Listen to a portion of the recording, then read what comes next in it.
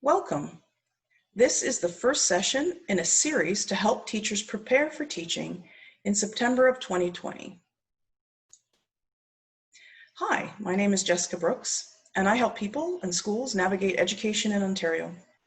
I have worked in education for 25 years as both a teacher and an administrator, and I love working with educators to help them through times of change. The uncertainty of the continuing pandemic and different modes of delivery proposed by the Ontario Ministry of Education has left teachers scratching their heads as to how to prepare for the fall. This series will help teachers prepare for teaching in face-to-face settings, remote learning, or a hybrid of both without having to prepare 3 sets of lessons. Preparing to teach in the fall of 2020 seems to be a journey through a forest of anxieties and questions. The wearing or not of face masks, social distancing, hybrid learning, and infection protocols are just some of the things that are keeping educators up at night. There are questions about shared classroom items, bus arrangements, recess and phys ed times, sanitation, and the list goes on and on. It can send teachers into a tailspin if they think about it too much. However, when it comes to classroom instruction, most districts are looking at 3 models: the regular classroom with some public health guidelines, continued at-home learning, or a hybrid of at-home and at-school learning. Regardless of the model your local board chooses, the reality is that there will be students that will not be coming to school because of underlying health conditions, or their parents are worried about infection of other vulnerable people in the household. The Ministry of Education has made attendance voluntary for the fall, but schools will still be responsible for those students learning. In preparing for these situations, teachers should look to create a hybrid model that could go online for those students that can't attend school, or if there is another outbreak and schools are closed again. The advantage is that schools and teachers now have more time to prepare. And with all the questions about school openings, the teachers need to stay focused on the main thing. The bigger logistic questions will be answered later in the summer, but as teachers prepare, they should focus on the following: building student relationships and resilience, creating a student-centered learning environment, maintaining and monitoring student well-being, and finally, appropriate assessment of student learning. This series will look at very practical ways to do this so that teachers do not have to create 3 different lesson plans for 3 types of learning delivery proposed for the fall, as well as taking into account the disruptions of regular school since the spring. Rather, the teacher will prepare for intermittent, in-class, face-to-face time and more student-led learning activities. Even if all students are in school at the same time, this type of planning will allow the teacher to work with smaller groups while having students work independently or collaboratively with others, either at school or at home, depending on the mode of delivery. Face-to-face time for students who cannot attend school can be done over video conference, the phone, or even live streaming classroom lessons if appropriate and permitted. It would be prudent for teachers to plan for a more restricted return and be able to loosen up later rather than plan like normal and have to adjust to distance learning again. Learning activities in this setting would be open-ended with lots of voice and choice by the student. These could include explorations, research, design.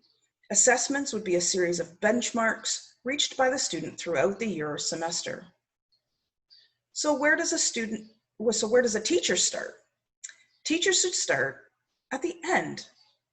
Using a backwards design model, the teacher starts with the main goals in mind, looking at the overall outcomes written in the curriculum.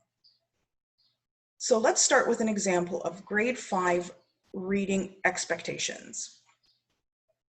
You will see here that the outcomes are very broad, but also are important transferable skills that will serve students well in education. We can do many different learning activities to reach these overall expectations.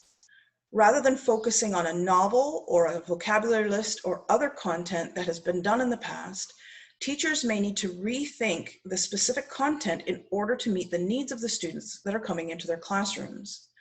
Teachers would need to focus on the action words: generate, gather, and organize, draft and revise, edit, proofread, and publish, and reflect and identify their strengths.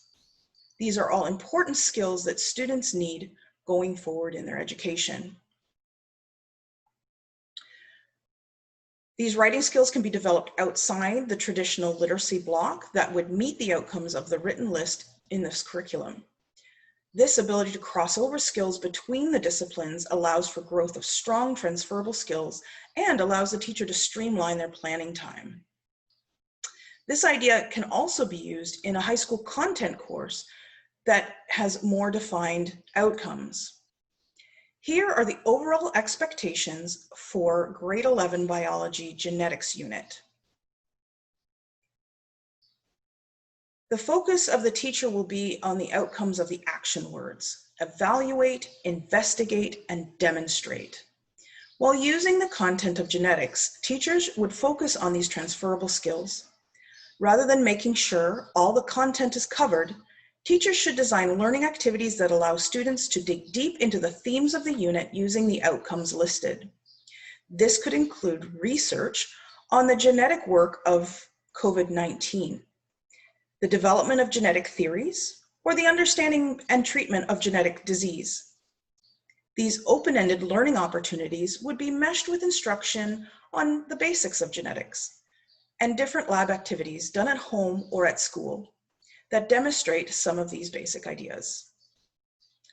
Students will meet the outcomes that are expected, gain the skills and knowledge that they need, and lessons will be structured in such a way as to be delivered in small group hybrid setting or moved to remote online learning more easily. This series will dive into these topics. So the next session after this one will be building student relationships and resilience. Students need to know that they are free to explore, make mistakes, and ask questions. They need to be able to solve problems, try new things, and explore without fear of failure. Teachers will also learn how to develop transferable skills in students. Topics would include how to structure group activities online like literature circles or discussion boards, as well as practical solutions for preparing students for remote learning when not in the classroom. The next session will focus on creating a student-centered learning environment. This is a model in which the students take the lead.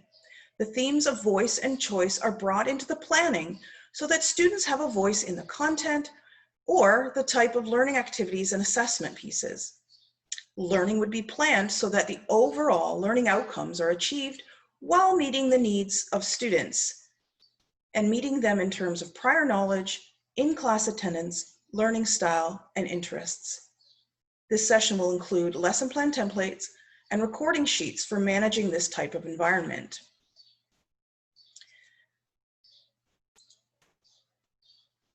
The next session will be on maintaining and monitoring student well-being. This will include a number of different types of check-ins, both for learning and for well-being. Techniques for in-person or remote situations will be discussed. And finally, the last two sessions will be on assessment of student learning. There is merit in different types of learning assessment, but with any learning model, assessment needs to be a long view and not a few snapshots of student work.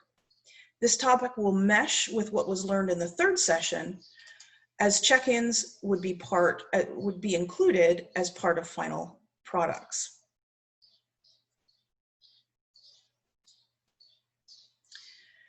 Each session comes with coaching or mentoring with a consultant to meet the specific needs of each teacher. There will also be an opportunity to network with other teachers in the series. This hope is to set teachers and students up for success amid the uncertainty of the upcoming academic school year. For registration and pricing of these sessions, or to discuss group instruction, please visit our website, brooks.edu.ca, or email me directly, jessica@brooks-edu.ca.